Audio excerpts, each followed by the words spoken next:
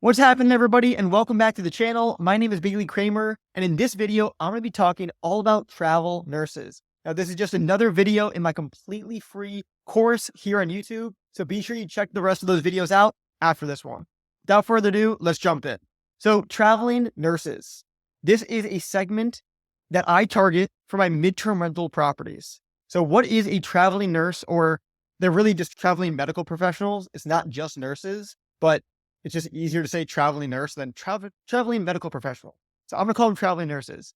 But nonetheless, what is a traveling nurse?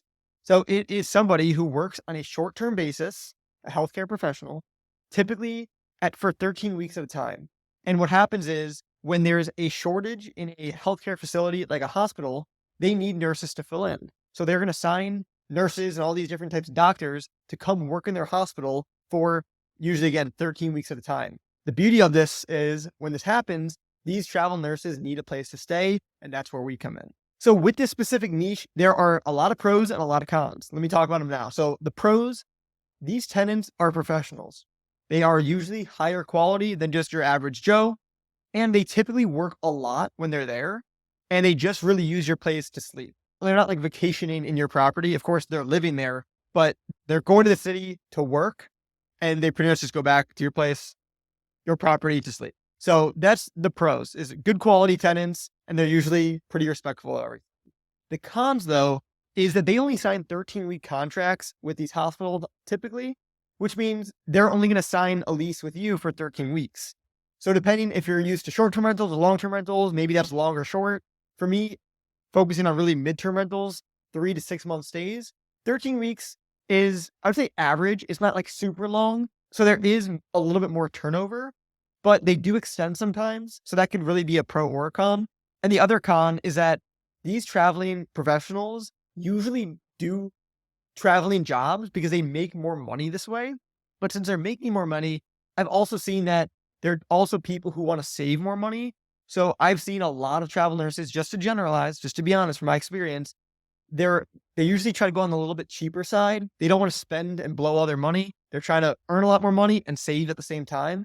So sometimes they are just looking for cheaper places to stay, but don't worry, there's plenty of ways to still attract them and still get top dollar. I promise I'll show you all that. So what's the ideal property for a traveling nurse? From my experience, a 1-bedroom, 1-bathroom property will do the trick. These traveling nurses typically travel solo, sometimes with a spouse, and rarely with kids, again, from my experience. Many travel with pets, so a fenced-in yard is always a major plus, but it's definitely not a necessity. And as you'll see, as we talk about other niches in different videos, 1-bed, 1-bath properties are not ideal for like insurance companies, families relocating. So it is a very specialized niche, which has in itself a lot of ups and also has its downsides. How do you determine the best location for traveling nurses? Number one, near hospitals, right? A lot of these traveling medical professionals, they're working in these hospitals and they want to be close by. For example, I just bought a property that's literally 1 block away from a hospital, and my traveling medical professionals can literally just walk over to the hospital for work. So it's really attractive. The next thing, and this is actually even more important than being near a hospital, is to be in a safe neighborhood. I know it sounds silly to be like, well, duh, Bailey, safe neighborhood. But a lot of times these traveling nurses are coming to your area for the very first time. And they pick that area because the amount of money they're being paid is high. So they don't know anything about the area, and they just want to know that your area is safe, that they can walk outside at night, maybe with their dog, and feel safe. And then, of course, lastly, location, the basics, right? Like, is there a grocery store nearby? Are there restaurants, coffee shops, stuff like that? That's always a plus as well. So an easy exercise you can do to determine the best location for traveling nurses is to go on Furnish Finder, which is another website we talk about. We have a whole nother video talking about Furnish Finder, and see where properties are located, because chances are you're not going to be the first one in your market to traveling nurses. And that's totally okay. Like, personally speaking, I don't want to be the first one in my market because there's more risk associated. But nonetheless, go to Furnish Finder, see where other properties are located. That will give you some basic idea. Now, the second thing I like to do to back this data up is to go to Airbnb and look at the reviews of properties in that area. So when you go to Furnish Finder and you see there's a bunch of properties in some area of the map, look in that same exact area, but on Airbnb, and read the reviews about what people are saying about the area. Because if people are saying, hey, it's a great area, it's a great area, it's a great area on their Airbnb reviews, then you know that those are also good areas for traveling nurses. All right, what are the best sites to list on to attract traveling nurses? Number one is Furnish Finder.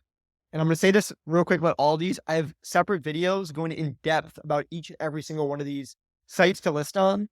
So I'm going to give you what they are here, and then you can watch those other videos later. But Furnish Finder is definitely the top site you have to be on. Awesome site. Airbnb, VRBO. Yes, even VRBO, it's not as prevalent as Airbnb for traveling nurses, but I have gotten inquiries, so I like to be on there. Calling recruiters on Vivian directly. So Vivian, and again, there's a whole video going way more in depth, but it's essentially a website where travel nurses can go to find travel nurse contracts, jobs. If you call the recruiters directly, you can build relationships with them, and then they can refer travel nurses to your properties. Another one is Facebook groups. There's tons of different Facebook groups for traveling nurses that you could join. Local hospital websites. Zillow, that's another easy one to just throw your property on. And then I use another software called Turbo Tenant. It's completely free, and I'm not sponsored by them, but they allow you to distribute your property to a bunch of different sites like realtor.com and other ones all at the same time. Again, I have a whole nother video going over each one of these in depth, so I'll leave it at that for now. All right, how do you determine demand for traveling nurses? So the first thing that you can do is go on Furnish Finder. So on Furnish Finder, you're going to see they have a tab here called Resources. And then if you go to Property Owner Resources, you can go ahead and click on it there. And if we scroll down, you're going to see Get the Travel Nurse Demand in Your Area. So this is a free report that Furnish Finder gives you to show the demand for your area. So let's just say we're looking in Milwaukee, Wisconsin. That's where I grew up. Okay, so we're going to press on View Stats. And then if we scroll down, we can see map searches and housing requests for the Milwaukee area the last 12 months, 181,000. Okay, map and property listing page views. Okay, last 12 months, 535,000. And if you continue to scroll down, it says Milwaukee, Wisconsin ranks number 2 in the state of Wisconsin and number 71 of 7,666 cities nationwide. All data is taken from Furnish Finder. Okay, so the fact that it ranks number 2 in the state of Wisconsin and number 71 nationwide, that's a pretty good sign. But here we go. If we keep going down, so we see that there's 705 rental units in Milwaukee.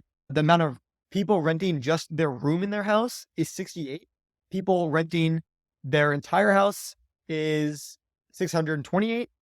And hotels are there's just 9 hotels or 9 hotel rooms at this point. Okay. And if we keep going down, whole place pricing in Milwaukee.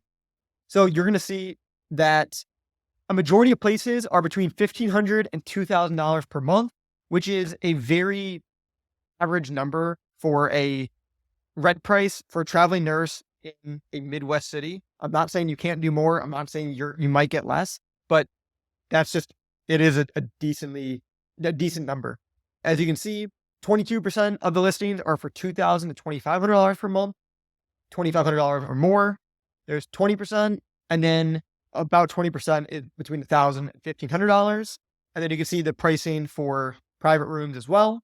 And then if you keep going down, this is cool because I mentioned before that traveling nurses is not just nurses. It's easy to say that, but it's really all these specialties as well. So these are the top travel nurse specialties in Milwaukee specifically. So all these different people in these professions are coming to Milwaukee, paying somebody, which should be you, right, to stay at the property. So from seeing this entire stat sheet, I know that there's demand for travel nurses in Milwaukee. I could say it for a fact. And it's cool. This shows the surrounding cities as well. But I know with all these people searching, the fact that there's this many properties, it's number 2 in the state, 71 nationwide. This is a place where they need traveling medical professionals. The demand is definitely there. All right, so another place that you can go is called Vivian.com. So as you can see, Vivian.com is actually a website for traveling medical professionals to find jobs. So this is their site, find the healthcare job where you are valued, okay? What's cool though, and why I'm showing you this, because you might be like, Bailey, I'm not a medical professional. That's okay. You can do is press on browse jobs. Okay. And then go to location. So let's just go to Milwaukee because that's what we're talking about here. Okay. So we'll do Milwaukee, Wisconsin, press on done. All right. And now we're going to be able to see all the different job listings in Milwaukee. So there's travel contracts, staff positions, like full-time stuff, but we're just going to go to travel contracts. That's what we want. And as you can see, there's over 1,000 jobs here that are being listed, which is quite a bit. If you play around with other cities, you'll see that thousands a lot. So if we scroll down, we're gonna be able to see. So travel nurse, RN, cardiac, cath lab, they're getting paid $3,431 per week. Okay, these travel nurses are making a lot of money. That's 12 grand a month, maybe a little more. Travel echo technologist, $32.51 per week. All right. And you can also click on these to learn more about them. Okay. So they're looking for someone like ASAP. It's a 12-week contract. So I mentioned like 13 weeks is typical. This one's 12. So you can get all the information there. You can read the description here. And you can also see that this posting is from Access Healthcare. Okay. So this is a company who's posting this job. And you can also reach out to them. One way that I like to do it is I find the person's name. So this is a recruiter. And if you actually click on the company name right here, you're going to see, if I scroll down, the list of a bunch of their recruiters on their team. You can actually find these people on LinkedIn and then reach out to them and establish a connection with them. So that's a little hack there. What you can also do is just look up Access Healthcare. And this is just 1 out of a million on here. You can, type in Milwaukee and then give them a call. Okay. Call them up and ask them who you can speak to about a housing partnership. All right. And then that way, when they have people get jobs, they can refer them to you. All right. That's something I've done many times. All right. And the third place to determine demand for traveling nurses is good old Airbnb. So when you're on Airbnb, what we can do is type in the city that we are referring to. So we're going to do, again, Milwaukee, Wisconsin. And we're going to leave the dates blank. And we're just going to press on search. Okay. And while this is still loading, we're going to go to Furnish Finder. All right, we're going to go to search our map and we're going to type in Milwaukee, Wisconsin and press on search map. So this map now is going to give us a really good idea of where the properties for traveling nurses already are. Now, in this case, they're pretty much all over the place, to be honest with you. There's a lot over here in Wauwatosa, West Allis, Milwaukee. Okay, the more you know your area, really the better. So you know exactly where the hospitals are, because I can tell you from a little bit of knowledge about the hospitals. I know that there's a hospital right around here, and I know there's a hospital system out here and out here. So you have to also pick, hey, do I want to target Milwaukee? Do I want to target a little further away, like Wauwatosa, or what city do you want to target? But nonetheless, let's just pretend like we want to target this area here. Okay, so we already know this is a hot area for travel nurse housing. So what we are going to do in this case is let's actually zoom in to this area. Okay. And what you can also do is if I scroll up here, if you know that you have a 2-bedroom property, you can also put on the 2+ bedroom parameters here. Or if you're renting by the room, you can keep that rented by the room. So you can kind of customize the search depending on what property you actually have. Or if you're not even sure, you can just leave all the filters as is, and we can just still do some research. What we can see here is that there are quite a bit of properties. So 126 properties in this area, and they're all around here. Okay. So that's cool. That's good enough to know. Now back on Airbnb is we are going to zoom into that area. So I'm going to go ahead and zoom into the exact same area where I was on Furnish Finder, which is this area. And again, there's a hospital somewhere around this area. Again, just from my limited knowledge, or actually I think this area right here. Okay, cool. Now we're on Airbnb. We're in the same area. So now what we're going to do is put on some filters. So we're going to say we are looking for an entire place. Because again, I don't do the room. If you rent by the room, you can keep this one on, but I'm going to look for the entire place. We're going to come back to the price in a second. Bedrooms, we can just click on one bed, 1 bath, 1 bedroom. Okay. Property type, again, doesn't really matter here. For the amenities, we're going to click on show more. And I always like to have washer and dryer clicked on. That's a really important amenity for traveling nurses. So I'm going to make sure that's on. I press on show 387 homes.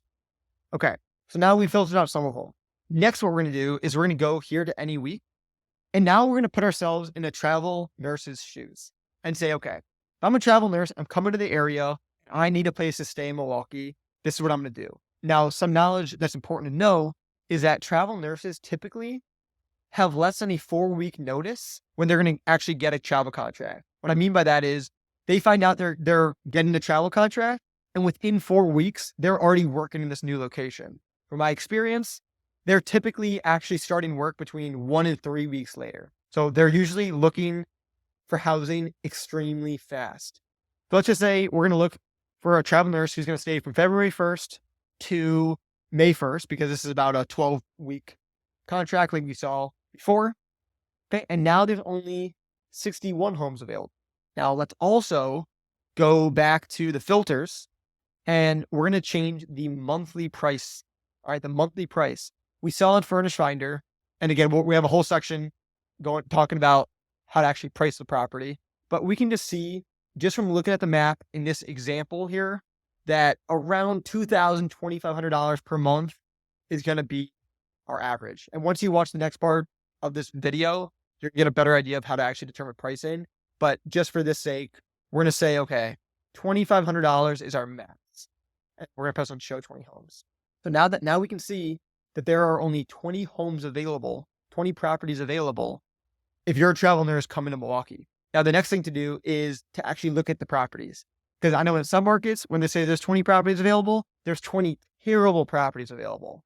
But hypothetically, if there's 20 beautiful properties available, then that's going to be a sign that may potentially be too saturated. All right, so as we can see, we have this property, 5 stars, 11 reviews. This one is only a 4.75 with 84 reviews. Okay, 5 stars, 5 reviews. This one has a ton of reviews. Okay, so we can see there are a decent amount of properties available in this area. But what we can also do is we can play around with the dates a little bit. So let's just say someone hypothetically needs a faster check-in time, a faster move-in. Let's just say a week for this example. Let's just see how many properties are available now, going till May 1st. Okay, now there's only 9. Now that's a really fast turnaround time, so I would expect more of that 2-ish week turnaround time. So from what I'm seeing here is there are quite a bit of properties available. So I don't personally feel confident, if I was an investor, making this my primary travel nurse target. Now, could it work if you're also targeting other demographics as well? Absolutely. But from what I'm looking at, there's quite a bit of properties already in this area that a travel nurse could potentially pick, and also at fairly solid prices. Sometimes if you see a lot of properties, but they're priced for $10,000 a month, you know that they're not actually targeting nurses or anything, but you can tell just by looking at these, and the other filter that I was on is that these are pretty reasonably priced. All right, so now that we know the demand for traveling nurses, now let's talk about how to determine the potential rent, how much money you can charge these people. Number 1, see how much they make per week on their contract on Vivian. I mentioned this before, but travel nurses will pay up to 1 week's worth of their pay on rent. Okay, so you can look at Vivian and say, okay, they're making $3,000 per week in their travel nurse contract. They will pay up to $3,000 per week. Now, that's just a rule of thumb. Don't live and swear by it, but that's what I've seen them pay up to. Like I mentioned before, a lot of them are trying to save money, so I wouldn't bank on it. Now, number 2 is to see what people are charging on Furnish Finder. Just because they're asking for a certain dollar amount doesn't mean that they're actually getting it. So don't just look at Furnish Finder and say, wow, this person's charging $10,000 a month. I'm going to charge $10,000 a month. They might not actually be getting that much money. And what I recommend doing here when you're on Furnish Finder is actually search and filter down based on your property. So let's just say you have a 1-bedroom property. Okay. And this is actually just as 1+ bedrooms. So if you put on more filters, okay, you can say sleeps 2 people. Let's just say, let's press apply. All right.